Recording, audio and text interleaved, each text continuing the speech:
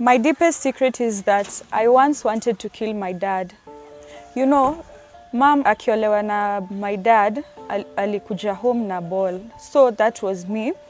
And all along, okay, they were happy maybe before I was given birth to.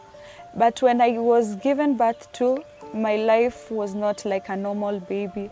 Because most of the time, babangu alikuwa ananimistreat, ananifanyia vitu tu design yenye hadi wewe mwenyewe ukikaa hivi chini unajiuliza, am I fit to be done this way? Because kuna times alikuwa ananichapa, amenituma kwa duka. So unajua sometimes pia unaweza fika kwa shop na upate hapo kwa shop kuna nini, line ni refu, wase wanataka kununua. So ukiongojea urudi kwa nyumba umelate, inakuwa tu issues, anakuchapa nini. Sasa ni watu wangu, I hope mko poa. Ni your safeguarding officer Jeff kama kawaida. Siku ya leo niko na video ambaye na boro clip kutoka kwa Rayo TV. Huyu dem, ana drop, stories kwa industry ambazo definitely zina leta reality ndani ya familia. She's talking about deep secrets. But leo tutaka tu kuboro clip kutoka kwake. And it's about a child ambaye amepitia deep issues za child family abuse. Kila siku wanga naongea kuhusu safeguarding. Wazazi waangalie, wachunge, watunze watoto wao ndani ya familia. Unajua watu wengi wanga nasema, people think that actually abuse happens mostly on the outside, but it does actually happen within the family. Kwa nyumba yako, ndani ya your husband, ndani ya your wife, ndani ya your siblings, ndani ya watoto wako, children to children. The uncle ule ambaye unadhamini, the auntie ule ambaye unafikiria hawezi kuabuse kijana wako. Ndani ya siblings, sister na brother. Sadly, mnaweza kuwa disgusted with what I'm saying, but that's the reality. That is what is happening. And that's my job kama safeguarding officer wa watoto. Kuendelea kuelimisha, kuwajulisha kwamba these things are real. Gone are the days ambapo watoto walikuwa wanalelewa, ambaye mko boys and girls, kila mtu mko kwa kitanda moja mpaka mko 14, 15 years old. Watu mkienda kwa kitanda mnalala. Siku hizi things are different. TV, technology imebadilisha. Life has changed. So today, hii story ambayo tuko naye, I just want you guys to see where this child is coming from and why she was almost about to do what she contemplated to do. But luckily, Mungu ali-intervene. And this is what we've been asking parents. It's very important to bring your children in the ways of God, to let them get to know that God is ultimate. Mlee mtoto wako ndani ya Mungu. Let them have those morals that can guide that child, as a child. Na ili aweze kuwa na that understanding ya kwamba, God can.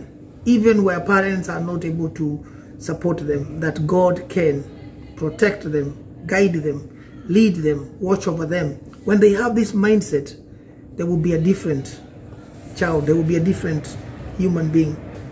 If it was not for God, this child would have done something bad. But anyway, I'm going to allow you to see, what this lady is saying. Alafu, tutadiscuss hapo baadaye kidogo. So I remember this time nikiwa class 6, alikuwa amenituma petrol station.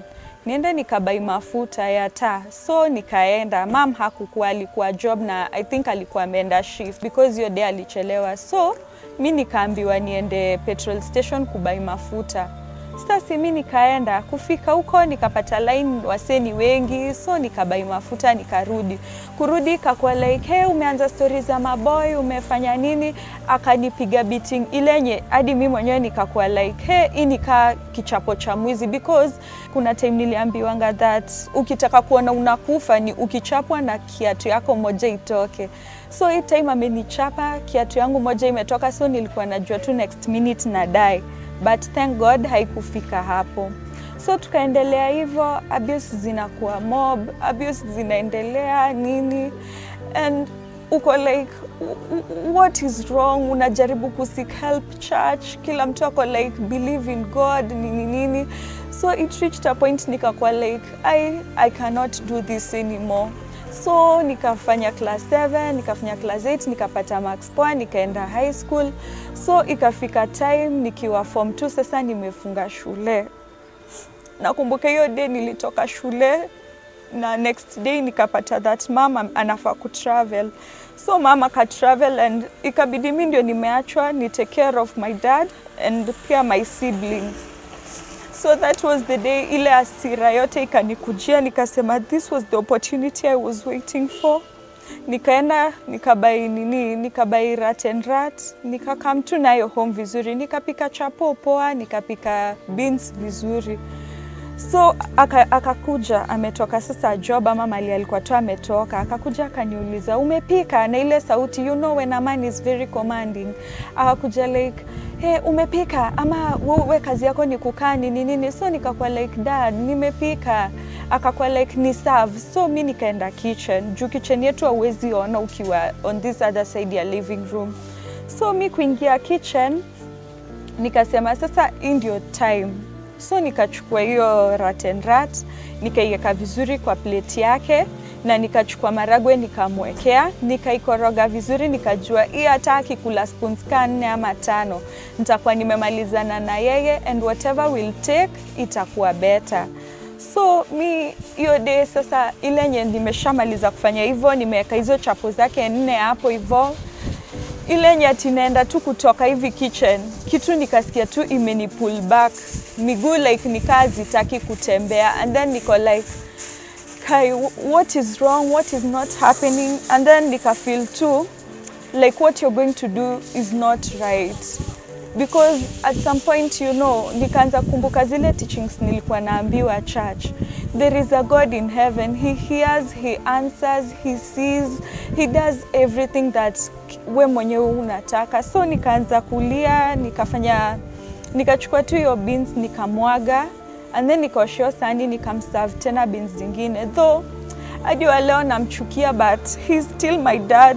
Ametry kuniraise, ametry kufanya kila kitu, though abuse zimekuwa mob, and I just don't think I can make it, but I believe in God that maybe one day, one time he'll change, he'll come to love me.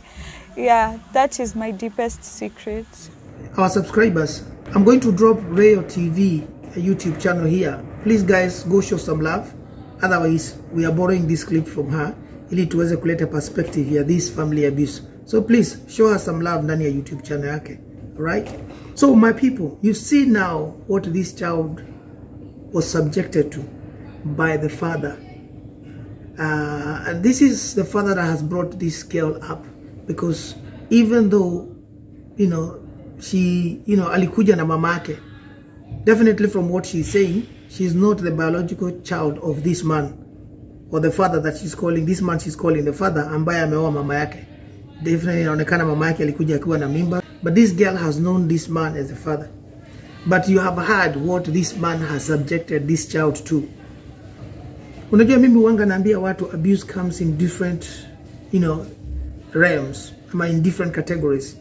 What this child has gone through ni psychological trauma.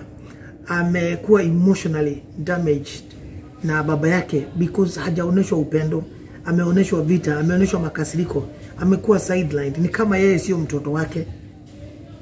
Nakumbuka mimi wanaambia watu kuzaa sio kazi, kazi ni kulea mtoto. So the child may not biologically be yours, but you have raised the child from birth. They know you as a dad. So huyu mtoto pia amekuwa subjected to physical torture, kuchapwa. You know, so maybe the only thing tungesema luckily huyu mtoto hajapitia through, the lady did not mention that she's been subjected to is inappropriate touching ama kushikwa cha nguvu. He's not been subjected to any sexual you know, abuse by this man. So in a way tunaweza kusema huyu mzee inaonekana ni kama wale wazee ambaye wana believe na kuchapa mtoto, wana believe na kukemea mtoto, kumfokea, you know, wana believe na kudiscipline mtoto vile wewe alikuwa disciplined. And what such people forget ni ya kwamba unfortunately times have changed. Vile wazazi walilelewa sio vile sisi tunalelewa, na sio vile tutalea watoto wetu. Times have changed. Back in the day, hakukuwa na internet. You know, me when I was a child, there was no internet. You know, si mimi sio mdogo hivyo, sio kama nyinyi guys ambaye mko in your 20s, 30s. You know, so but this child unaona amepitishiwa through quite a lot, to a point that alifika hapo pahali akataka kufikiria nitamuondoa huyu mzee. I'm going to completely eliminate this man. Baka akaenda na akanunua hiyo rat poison nini akuja na akapanga. If it was not for God that intervened, na ikawa amekuwa arrested na and then she allowed herself to hear from God, because huyo ni Mungu tu ndiye alisimamisha, that man would have been no more. And guess what? The life of that child will also have been completely ruined. And that's why naambiaga watu lea mtoto ndani ya Mungu, because God protected that child. Because kama angemuua huyo mzee, yeye saizi probably angekuwa ako kamiti. She would have been probably in prison right now. But look at what God did. God protected that child. Kamwambia, yes, you have been subjected to a lot of things that you shouldn't have been subjected to by your own dad. But doing what you're about to do is going to land you into more problem. Maybe she would have then spent her life with this torture that is within herself, knowing that I'm a murderer. Niliua. I killed my dad. So that is something that you cannot remove. Unaweza kwenda kwa prison for 20 years now utoke. Especially because she was a young child. So 20 years would not have been an issue. Angetoka tu bia akiwa in her 20s, late 20s, 30s. Doesn't matter. Hata kama angefungwa 40 years. Bado angetoka tu because, you know, angekufia huko. Bado akona maisha marefu. But what would have killed her inside is the guilt that mimi niliua my dad. For what? Yes, unfortunately, we have to continue educating these, you know, parents that think that kuchapa watoto, kuwafokea, kufanya all these things is the right way to bring up children. And it's not. Kuchapa mtoto really does not have much effect in disciplining. Katika discipline. We are going to bring this video at some point. But it has very less effect. As a matter of fact, tukiendelea kuchapa mtoto, anakuwa sugu.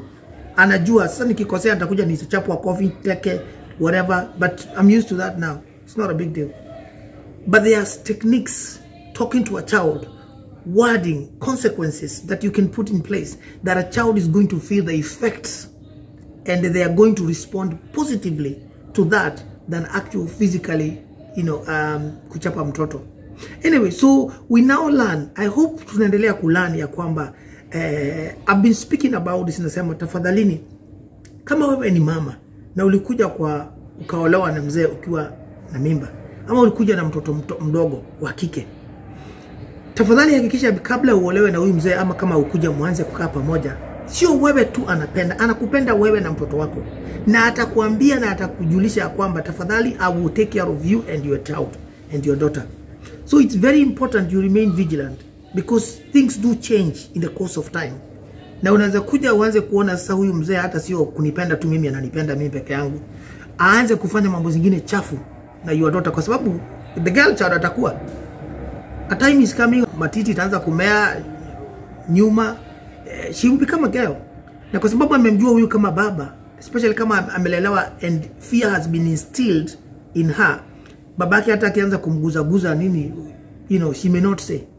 So it's always very important. Sisemi eti tuanze kushuku marriage zetu, sisemi eti tuanze kushuku our relationship, but it is good for you to be always on the lookout. Have that deep relationship with your daughter. And this is actually the sad part of this, as I speak to you, my safeguarding family around the world. Hapo tunaongea kuhusu mtoto ambaye mama alikuja naye, ambaye hajazaa pamoja na huyu mzee. It is similarly the same. Unaweza kuja na mtoto wa kijana, wewe ukiwa mbaba na uoe mama, you also are not different. Tunakuambia the same thing. Check huyo kijana, because anaweza kugrow pia, akuwe kijana handsome na nini, ako sawa na akona mama yake pale, and then mama yake aanze kujisaidia. Wewe unafikiria wewe ndio uko na yeye ndiye bibi yako, but actually atabadilike, aanze kuwa, it is happening. Guys, I know mnaanza kuwa disgusted, mnaanza kufikiria what is this safeguarding person saying. I am telling you what I deal with every day kama safeguarding officer. Now these things are happening. They sound like a stigma, to community, to kwetu sisi tunaiona kama stigma. Hatutaki hata kusikia hiyo mambo. Hutaki kusikia eti mama ya mtu anaweza, mtu ambaye alibeba mimba kwa miezi 9 anaweza kuja tena aanze kulala na huyo mtoto ambaye alizaa. It is happening. So wacha niwaambie, so that when these things are happening, you are not caught unaware. And hamtasema safeguarding officer Jeb hakuambia. These things are happening within families. So please take care. Sio tu hata watoto ambaye ulikuja nao, mama huyu dem alikuja nao ama huyu baba alikuja nao mkashikana nao na bia. Hata watoto wenyewe. Unfortunately nowadays, I don't know what is happening in this generation. Wazee wanakuwa twisted. Unakuta mtu mpaka ndi wa kanisa na yeye ndiye anashika daughters. We had a case not long ago of where Mkorino alishika watoto wake wawili. His own daughters. Mkorino wakiremba. For quite some time. Kuna wengine mpaka wameenda mpaka wakawapachika mimba. Watoto wao kuzaa. Wewe na bibi yako mmezaa hao watoto, mmewalea, alafu wakifika katika whatever thing, wewe kama mbaba unaanza kulala na the same daughter. Sasa I don't know what is happening in people's mental health. Na ndio umesikia watu wamekuwa wakiongea kuhusu mental health, and we are going to continue talking about mental health. So please, huyu msichana kama sio Mungu alimsaidia, angeua huyo mzee. And the life of that child would have been completely ruined. Kwa sababu huyo mtoto angeishi na guilt, hata yeye mwenyewe, her life right now would have been completely ruined. Because angeishi na hiyo guiltness of what she did. Maybe angekuwa prison saa hizi. But you look at what God can do. So watu wangu, please let us be vigilant. Let us understand that unfortunately these things are happening. Let us continue to remain in God. Let us bring our families in the ways of God. Let us be a prayerful people. Come, be very close with your husband. Be very close with your wife. Be very close with your child. Speak to your child. Open up to your child. Let your child know that you are a safe place. You are a safe individual. You are a safe parent. That anaweza kuja kukuongelesha. Anaweza kuja kukuambia, hey. Sasa mimi, one question ningeuliza katika huyu msichana. Although I know this is a very short video within Rayo TV. But I would like to interview this girl. Nimuulize, why were you not speaking to your mother about what was going on? Better yet, inawezekana ya kuwa yeye alikuwa anamuongelesha mama yake na anamwambia what she's going through, but mama yake amegongwa na upendo wa huyu bwana yake, anapuuza. There are a lot of women that do that. Sadly kuna wanawake wanafanya hivyo. Unaenda unaambia mama yako, dad ameniguza, amenifinya matiti, ameniguza, nyuma, ama vile dad ameniongelesha hapo sija, I'm getting concerned. Lakini mama yako anakuambia, we, hiyo ujinga uko naye wewe. Hiyo ujinga uko naye kuja kujaribu kuniharibia ndoa. Tutakosana sana. Don't forget wewe ni mtoto wangu. That's my husband you're talking about. Hey, as a safeguarding officer nakwambia, you better have a keen ear and listen to that child, because truth is there. It is happening. All right? So, anyway, my people, thank you very much. Please subscribe to our channel. These are the things that we teach, we talk every day, so that we can keep our children safe and we can educate families, communities about how to keep our children safe. We must ensure that our children are growing in safe environment, in safe haven, whereby they are going to develop and become individuals who are responsible in the society. Damaged children are going to bring up a damaged society. So we must protect these things from happening. We must give them a place whereby they are going to thrive and become great individuals in the society. Thank you very much, guys. Please share this video. Let it have an effect in another individual, family, our child or somebody. But also, any child that has gone through such things, they need therapy. They need counseling so that they can be supported and regain and become the individual they were supposed to be. So, watu wangu, asanteni sana. Please, tia like yako hapo, tia comment yako hapo. Subscribe to Safeguarding Watoto and show some love to Rayo TV. But until then, I remain your Safeguarding Officer Jeff, and I'll see you soon in another video.